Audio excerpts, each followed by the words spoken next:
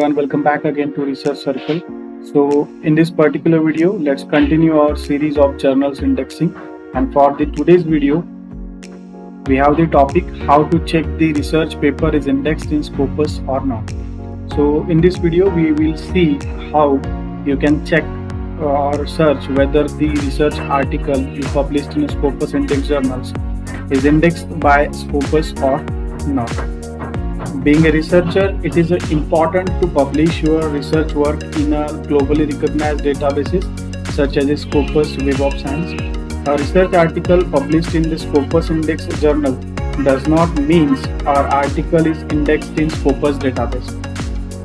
So every published Scopus article or every article published in a Scopus Index journal must be added in a Scopus database. Only then you can call the particular article is considered as a Scopus Index article. So being a researcher, you should know how to verify whether our published research article is indexed in Scopus database or not. So in this particular video, we'll discuss about how to check the article is indexed in Scopus by using live demonstration. So I am redirecting you to the Google. Here you can directly type the scopus.com. The first tab whichever appears is of Scopus. As you can see, you have directly moved to the official website of Scopus. Just go to author search and the window will appear, search an author profile. So for example, here is the author's first name. Here you can put the author's first name. Here you can just put its affiliation here and then search. Or else if you have an ORCID ID, directly you can just put it and just search by ORCID. Okay. So for example, I am putting here, and for a demonstration only, Smith.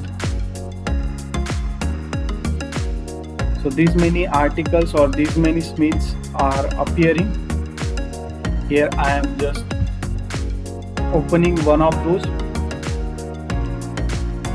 As you can see, here is the author's detailed profile. This will be the author's name. This will be the author's university.